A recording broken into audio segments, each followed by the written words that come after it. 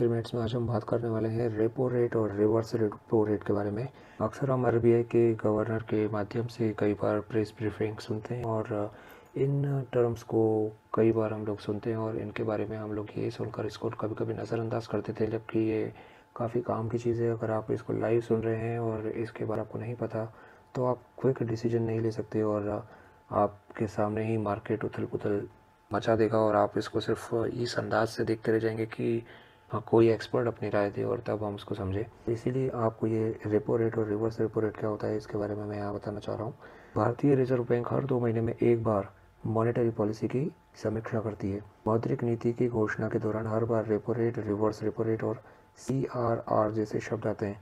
आइए अब हम हमको डिटेल में बताते हैं।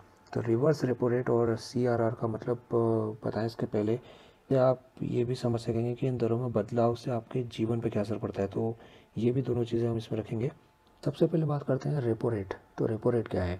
जब हमें पैसों की ज़रूरत होती है और अपना बैंक अकाउंट खाली होता है तो हम बैंक से कर्ज लेते हैं और इसके बदले में हमें बैंक को ब्याज चुकाना पड़ता है। और इसी तरह बैंक को भी अपनी ज़रूरत या रोज़मर्रा के कामकाज के लिए काफ़ी रकम की ज़रूरत पड़ती है और इसके लिए भी भारतीय रिजर्व बैंक, जो कि बैंकों का बैंक कहलाता है, उससे बैंक कर्ज लेते हैं। तो बैंक इस लोन पर रिजर्व बैंक को जिस ब्याज दर पर पैसा चुकाते हैं उसे रेपो रेट कहते हैं।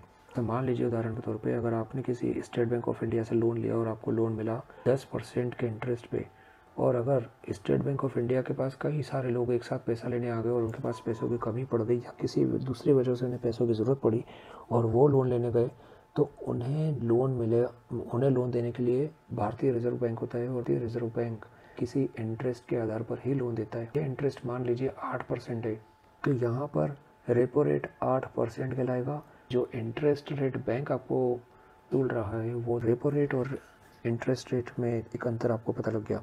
अब रेपो रेट का आप पर क्या असर पड़ता है?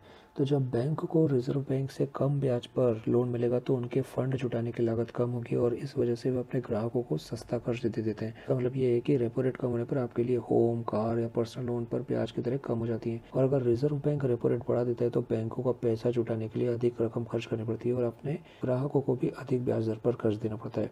अब रिवर्स रेपो रेट क्या होता है? तो देश के कामकाज कर रहे बैंकों के पास जब दिन भर के कामकाज के बाद रकम बची रह जाती है और उस रकम को भारतीय रिजर्व बैंक में रख देते हैं तो इस रकम पर आरबीआई भी उन्हें ब्याज देता है और भारतीय रिजर्व बैंक इस रकम पर जिस दर से बैंकों को ब्याज देता है उसे रिवर्स रेपो रेट कहते हैं। अब आप पर रिवर्स रेपो रेट में बदलाव का क्या असर पड़ता है? तो जब भी बाजार में नकदी की उपलब्धता बढ़ जाती है तो महंगाई बढ़ने का खतरा पैदा हो जाता है और आरबीआई इस स्थिति में रिवर्स रेपो रेट बढ़ा देता है ताकि बैंकों को ज़्यादा ब्याज कमाने के लिए अपनी रकम उसके पर जमा करा दें और इस तरह बैंकों के ब्याज में बाजार में बांटने के लिए कम रकम रह जाती है। अब CRR क्या होता है, जिसको हिंदी में हम बोलते हैं नकद आरक्षित अनुपात। भारत में कामकाज कर रहे बैंकों के लिए कुछ दिशा निर्देश बनाए गए हैं। ये नियम बनाए हैं रिजर्व बैंक ऑफ इंडिया ने। तो बैंकिंग नियमों के तहत हर बैंक को अपने कुल कैश रिजर्व का एक फिक्स्ड हिस्सा रिजर्व बैंक के पास रखना ही और इसे कैश रिजर्व या रेशो या नकद आरक्षित अनुपात कहते हैं। CRR cash reserve ratio. और आरबीआई ने ये नियम इसलिए बनाए हैं जिससे कि किसी भी बैंक में बहुत बड़ी संख्या में ग्राहक को रकम निकालने की जरूरत पड़ती है, बैंक पैसे देने से ना कर सके। और CRR का आपके पर क्या प्रभाव पड़ता है? तो अगर CRR बढ़ता है तो बैंकों को अपनी पूंजी का बड़ा हिस्सा भारतीय रिजर्व बैंक के पास रखना पड़ता है और इसके बाद देश में कामकाज कर रहे बैंकों के पास ग्राहकों को कर्ज देने के लिए कम रकम रह जाती है। तो आम आदमी और कारोबारी को कर्ज देने के लिए कम पैसे रहेंगे और अगर रिजर्व बैंक CRR को घटाता है दर में नकद की प्रवाह बढ़ जाती है, पैसा का इनफ्लो बढ़ जाता है। आरबीआई और CRR बदलाव तभी आरबीआई लाता है जब बाजार में नकदी तरलता यानी कि लिक्विडिटी पर तुरंत असर नहीं डाल रहा हो।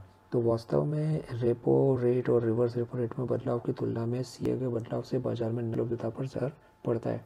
अब SLR क्या है? तो रिजर्व बैंक अर्थव्यवस्था में नकदी की स्थिति को नियंत्रित करने के लिए जिन उपायों का सहारा लेता है उनमें SLR एक महत्वपूर्ण उपाय है, स्टैच्यूटरी लिक्विडिटी रेशो, और इसको हिंदी में बोलेंगे वैधानिक तरलता अनुपात।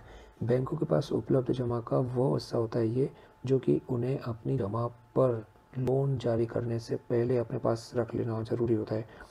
SLR नकदी, स्वर्ण भंडार या सरकारी प्रतिभूति जैसे किसी भी रूप में हो सकता है।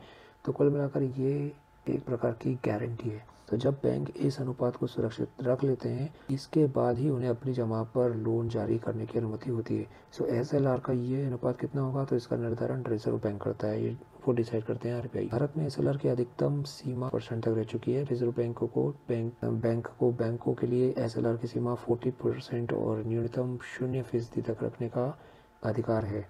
तो आप पर इसका क्या असर पड़ता है? SLR से बैंकों को कर्ज लेने की क्षमता नियंत्रित होती है। अगर कोई बैंक मुश्किल परिस्थिति में फंस जाता है और बैंक SLR की मदद से अब ग्राहकों के पैसे की कुछ हद तक भरपाई कर सकता है।